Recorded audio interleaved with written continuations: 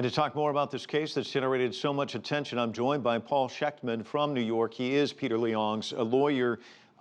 Take us through this day. Worst case scenario, as this person pointed out, your client faces 15 years behind bars. Give us a sense of how you prepare for this day when you enter the courtroom, because you really don't know what the outcome's going to be. And then, if you would, give us the reaction at the outcome. It's a hard day to prepare for. The manslaughter charge here carries a sentence of 0, which is to say probation, all the way through 15 years. It is probably the most discretion that a judge has in New York law. You try to read the judge. We came in knowing that the prosecutor was going to recommend probation, which in itself was extraordinary, so we had some optimism, but we weren't at all certain. The judge had reserved on the motion to reduce the conviction from manslaughter to criminally negligent homicide, maybe even to dismiss it. And that gave me some sense that the judge might be doing something on that motion. But it was a day where one walked in a courtroom not knowing the emotions one was going to walk out with. And Peter, his reaction. In terms of what those emotions were, I think I said to someone earlier that the words happy and Peter Liang have not appeared in the same sentence since November of 2014. I think he walked in that courtroom fearful. I think he knew what the worst was, and he feared it. So I think in that sense there was a sense of relief. But I think this remains surreal for Peter Liang. You know, in November of 2014, he walked in a building to do his job, to be a good police officer.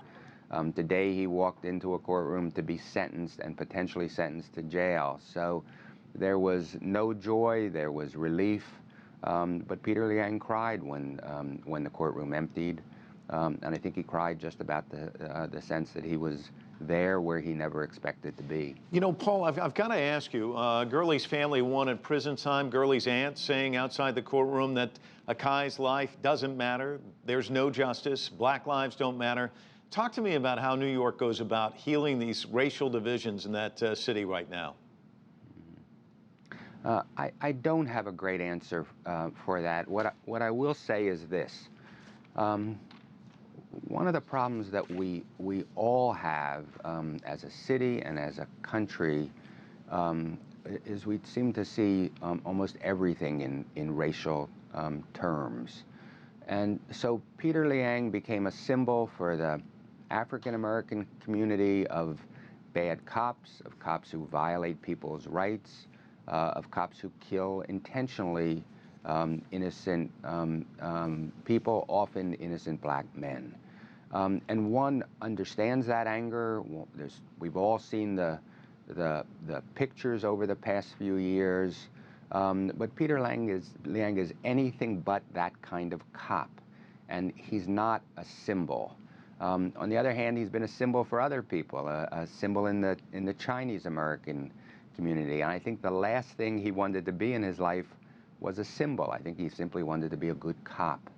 And one of the ways to heal wounds is to start seeing each case on its own, and not each case as yet another example of a bad cop or a demon or a villainous cop, and to ask what happened in this case. And if you asked what happened in this case, the answer is it was an accident. Yeah. Even the judge's verdict, it was that he wasn't aware anyone was in that staircase, that he didn't consciously take on that risk. And Paul, the first step towards healing is to say, take each case on its own facts.